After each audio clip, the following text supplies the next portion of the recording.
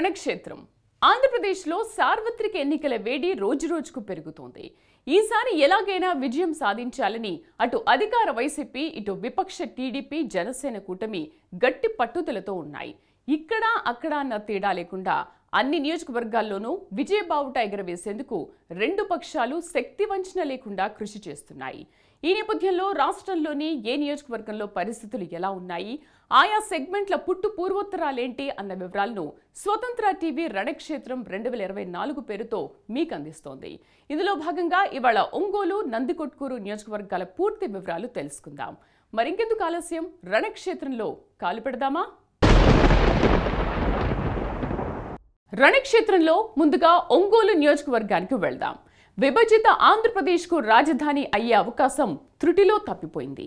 అంతేకాదు, హేమాహేమీల్ లాంటి నేతలు ఇక్కడి నుంచి ప్రాతినిధ్యం వహించిన నియోజకవర్గం అభివృద్ధి విషయంలో చేసింది అంతంత మాత్రమేనన్న విమర్శలు ఉన్నాయి.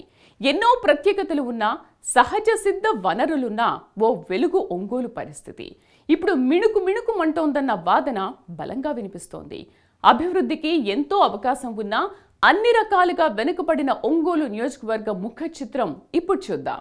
ఒంగోలు నియోజకవర్గానికి సుదీర్ఘమైన రాజకీయ చరిత్ర ఉంది. ఒంగోలు పట్టణానికి దగ్గరలోనే తీర ప్రాంతం ఉంది. చెన్నై, కోల్కతా ప్రధాన రైలు మార్గాలు ఉన్నాయి. సూపర్ ఫాస్ట్ రైళ్లు ఆగుతాయి. ఇంకా చెప్పాలంటే ప్రకాశం జిల్లాలోనే రవాణా వ్యవస్థకు కేంద్ర బిందువుగా ఉంది. ప్రపంచ ప్రసిద్ధిగాంచిన ఒంగోలు గిత్తలున్నాయి. నిజానికి రాష్ట్రం విడిపోయినప్పుడు ఆంధ్రప్రదేశ్ రాజధానిగా ఒంగోలైతే బాగుంటుందని శ్రీకృష్ణ కమిటీ తేల్చి చెప్పింది. రాజధాని నిర్మాణానికి అవసరమైన ప్రభుత్వ భూములు కూడా ఉన్నాయి. అంతేకాదు, ఏపీ మొత్తానికి సరిగ్గా మధ్యలో ఉందంటూ శ్రీకృష్ణ కమిటీ నివేదిక సైతం ఇచ్చింది. అయితే అన్నీ ఉన్నా అల్లుడి నోట్లో శని ఉందన్న చందంగా పరిస్థితులు మారాయన్న వాదన వినిపిస్తోంది.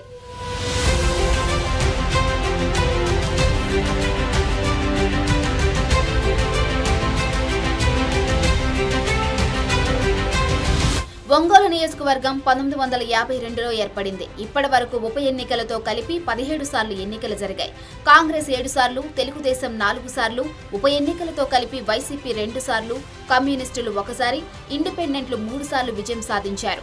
జిల్లాలో చాలా నియోజకవర్గాలు ఉన్నప్పటికీ ఒంగోలు కేంద్రంగానే జిల్లా రాజకీయాలు నడుస్తున్నాయని చెప్పడంలో అతిశయోక్తి లేదు. రాజకీయంగా, ఆర్థికంగా, సామాజికంగా అన్నింటికీ ఒంగోలు పట్టణమే కేంద్ర బిందువుగా కనిపిస్తుంది.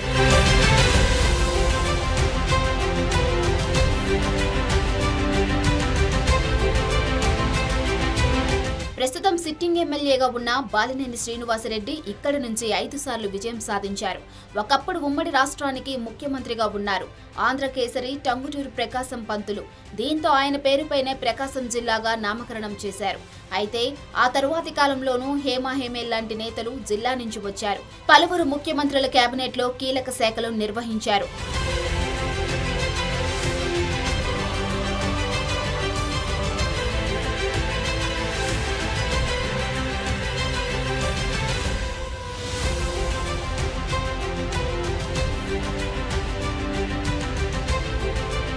ఒంగోలు రాజులు పరిపాలించడంతో పట్టణానికి అదే పేరు స్థిరపడింది. కాలక్రమంలో ఒంగోలు కాస్త ఒంగోలుగా మారిపోయింది. 1972లో గుంటూరు, నెల్లూరు, కర్నూలు జిల్లాల నుంచి విడిపోయి ప్రకాశం జిల్లా కొత్తగా ఏర్పడింది. ఇక నియోజకవర్గంలో ఉన్న మండలాలను గమనిస్తే ఒంగోలు, కొత్తపట్నం, ఒంగోలు రూరల్ మండలాలు ఉన్నాయి. నియోజకవర్గ జనాభా విషయానికి వస్తే ఒంగోలు నియోజకవర్గంలో 2,36,292 మంది ఓటర్లు ఉన్నారు. వీరిలో పురుషుల సంఖ్య 1,13,702 మంది, మహిళలు 1,22,549 మంది. ఆంధ్రప్రదేశ్లో జనాభా పరంగా చూస్తే ప్రకాశం జిల్లా 13వ స్థానంలో ఉంది.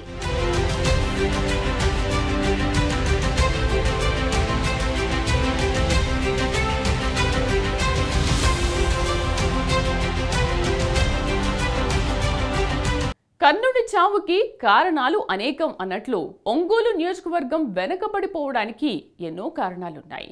అన్ని పార్టీల ప్రజా ప్రతినిధులు ఎన్నికయ్యారు. ఎవరు కూడా సమస్యల్ని పట్టించుకోలేదనే విమర్శలు ఉన్నాయి. అంతేకాదు, ప్రకాశం జిల్లాకి హెడ్ క్వార్టర్గా ఉన్న ఒంగోలు పట్టణం ఆ స్థాయిలో అభివృద్ధి చెందలేదని ప్రజలు ఆవేదన వ్యక్తం చేస్తుంటారు. ప్రపంచ ప్రఖ్యాతి చెందిన ఒంగోలు గిత్తలు ఇక్కడే ఉన్నాయి. ఇవి ప్రత్యేకమైన జేబు జాతికి చెందినవి. కాకపోతే మన దగ్గర తరిగిపోతున్నాయి. బ్రెజిల్ దేశంలో వెలికిపోతున్నాయి. దాని వెనుక ఒక వాస్తవ కథ ఉంది. ఇందుకు సంబంధించిన ఒక కథ ప్రచారంలో ఉంది. అది 1868వ సంవత్సరం. భారతదేశం నుంచి ఇంగ్లాండ్కు ఒక ఓడ బయలుదేరింది. అందులో విక్టోరియా మహారాణి కోసం పంపిస్తున్న కొన్ని విలువైన బహుమతులు ఉన్నాయి. అయితే అనుకోకుండా ఆ ఓడ బ్రెజిల్ తీరానికి చేరుకుంది. విక్టోరియా మహారాణి కోసం పంపిన బహుమతులను అక్కడ అమ్మేశారు. ఆ బహుమతులే 2 ఒంగోలు జాతి పశువులు. ఆ విధంగా బ్రెజిల్ గడ్డపై ఒంగోలు జాతి ప్రస్థానం ప్రారంభమైంది. రెండింటితో మొదలై ఇప్పుడు కొన్ని కోట్లకు చేరుకుంది. వాళ్ళు కాపాడుకుంటున్నారు. మనం భారాన్ని మొయ్యలేకపోతున్నాం.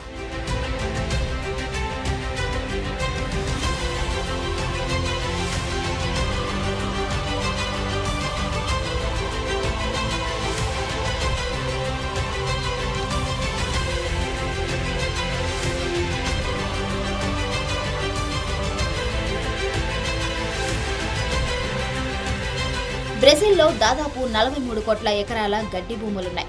అంటే సగటున ఒక్కో ఒంగోలు గిత్తకు సుమారు 2 ఎకరాల భూమి ఉంది. అందువల్ల పోషణ సులువైంది. ఇక అక్కడి నుంచి ఒంగోలు గిత్తలు ప్రపంచమంతా విస్తరించాయి. America, Africa, Australia, Mexico, Indonesia, Mauritius, Colombia, Malaysia ఇలా పలు దేశాలకు ఒంగోలు జాతి విస్తరించింది.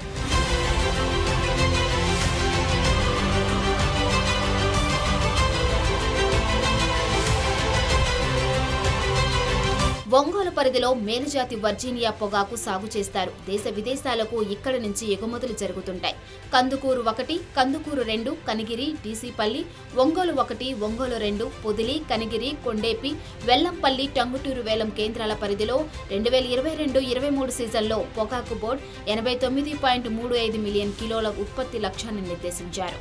రైతులు మాత్రం 122.34 మిలియన్ కిలోలను పండించారు. అధికంగా పండించిన పొగాకు వేలం కేంద్రాల్లో అమ్ముకోవాలంటే 5% జరిమానా చెల్లించాల్సి ఉంటుంది. ప్రభుత్వ చొరవతో నష్టం లేకుండా అమ్ముకునేందుకు జగన్ సర్కార్ అనుమతించింది. అంతర్జాతీయ విపణిలో పొగాకు రేట్లు స్థిరంగా ఉండవని, రైతులు ఎక్కువగా పంట వేయొద్దని ట్రేడింగ్ విశ్లేషకులు చెబుతున్నారు.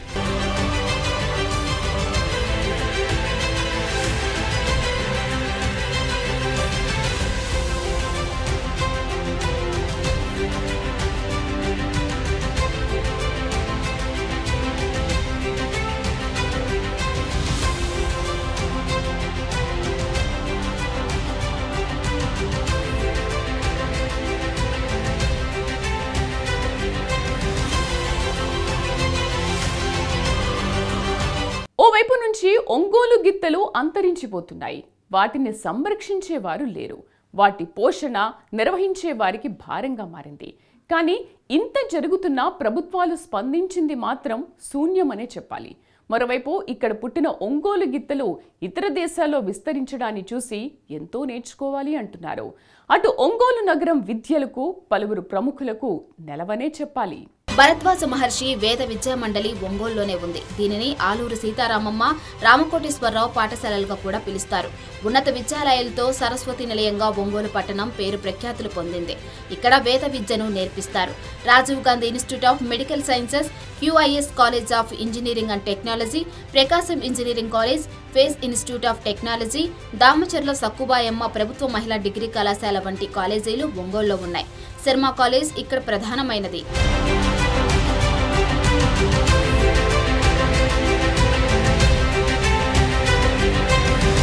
హీరో చిరంజీవి, దర్శకుడు టి. కృష్ణ, నవతరం బాబురావు, MVS హరనాథరావు, ముత్యాల సుబ్బయ్య తదితర సినీ ప్రముఖులు ఇక్కడ శర్మ కాలేజీలో చదువుకున్న వారే. వీరిలో పలువురు ప్రజా నాట్య మండలి నుంచి వచ్చి సినీ పరిశ్రమలో నిలదొక్కున్నారు. అందుకే అందరిలో విప్లవ భావాలు ఎక్కువగా ఉంటాయి.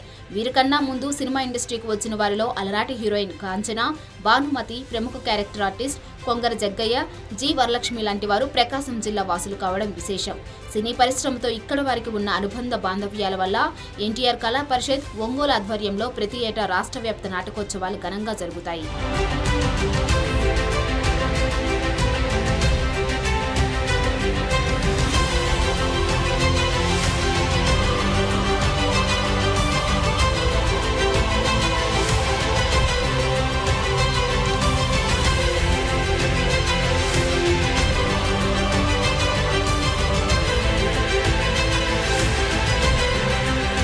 ఇక 2014లో ఆమోదించిన గ్రీన్ఫీల్డ్ విమానాశ్రయం కార్యరూపం దాల్చలేదు. పర్యాటకంగా కొత్తపట్నం బీచ్ అభివృద్ధికి నొచ్చుకోలేదు. కొత్తపట్నం ఈత మొక్కల ప్రాంతాల్లో ఆహ్లాదకరమైన తీర ప్రాంతం ఉంది. సెలవు రోజుల్లో అక్కడ బీచ్లు పర్యాటకులతో కలకలలాడుతూ ఉంటాయి. పర్యాటకంగా అభివృద్ధి చేయాలనే డిమాండ్లు ఉన్నా గెలిచిన ఎమ్మెల్యేలు ఎవరూ పట్టించుకోవడం లేదని ప్రజలు ఆగ్రహం వ్యక్తం చేస్తున్నారు.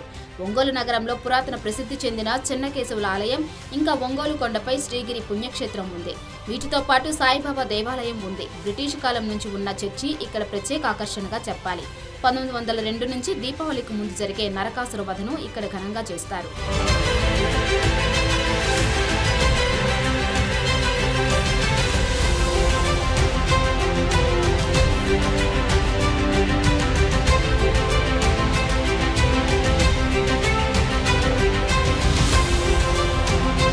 2019 ఎన్నికల్లో వైసీపీకి చెందిన బాలినేని శ్రీనివాసరెడ్డి 22,245 ఓట్ల మెజారిటీతో విజయం సాధించారు.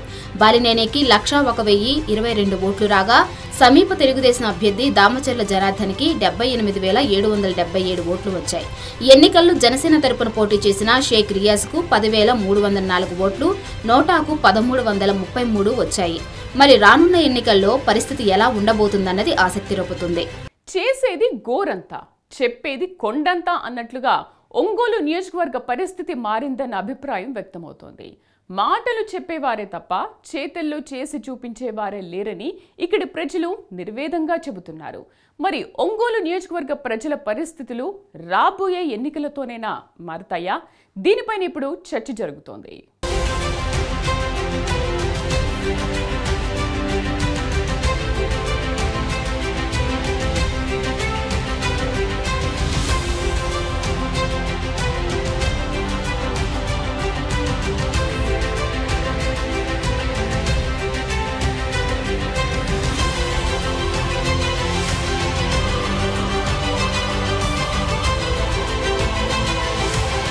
రణక్షేత్రం 2024లో షార్ట్ బ్రేక్ తీసుకుందాం. బ్రేక్ తర్వాత కర్నూలు జిల్లాలో కీలకమైన నందికొట్కూరు నియోజకవర్గం గురించి తెలుసుకుందాం.